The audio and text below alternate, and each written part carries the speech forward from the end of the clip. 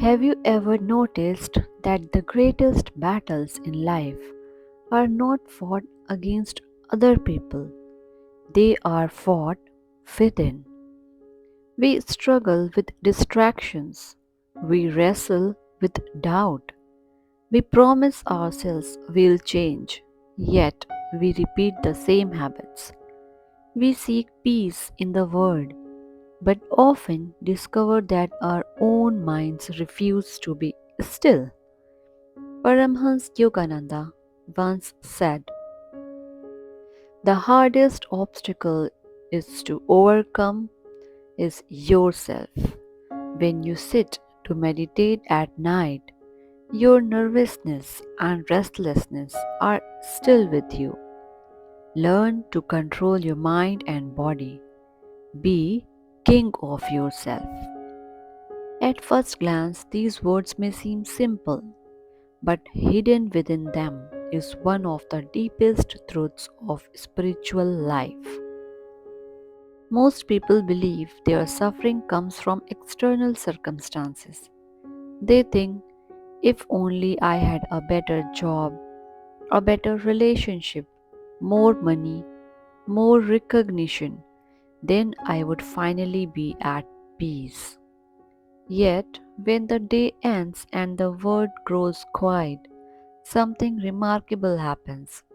You sit alone, no distractions, no applause, no conversations, and suddenly you meet the person who has been with you all day long, yourself. This is why meditation can be surprisingly difficult. Many imagine that meditation means instantly entering a state of bliss, but the moment they close their eyes, they discover a restless mind racing in every direction. Thoughts about the past, worries about the future, unfinished conversations, regrets, fears, desires. The body wants to move, the mind wants to wander, and in that moment, we realize that the greatest challenge is not the outside world, it is mastering the inner world. Yogananda calls this the hardest obstacle because it cannot be conquered through force. You cannot shout at your mind and make it peaceful. You cannot command restlessness to disappear. True mastery comes through understanding, discipline, and persistent practice. Think of a king ruling a kingdom. A wise king does not allow chaos to govern his land. He does not let every passing rumor create panic. He does not abandon his throne whenever difficulties arise. He remains steady, calm, centered. In the same way, Yogananda invites us to become the king of our own inner kingdom. Your thoughts are your subjects, your emotions are your subjects, your habits are your subjects. But for many people, the situation is reversed. The subjects have taken over the throne. A single negative thought dictates the entire day. A moment of anger controls behavior. A passing fear determines important decisions. An unhealthy habit becomes stronger than personal will. Instead of ruling the kingdom, we become servants to every impulse. This is why self mastery is one of the greatest achievements a human being can attain. When you learn to control your mind, you stop being dragged around by every emotion. When you learn to control your body, you stop becoming a slave to every desire. You begin to act from wisdom rather than reaction, from clarity rather than confusion, from purpose rather than impulse. But how do we begin? Yogananda points us toward awareness. The next time you sit quietly, Observe your mind without judgment. Notice how thoughts appear and disappear. Notice how restlessness arises. Notice how emotions come and go like clouds moving across the sky. You are not the thoughts, you are not the restlessness, you are the awareness observing them.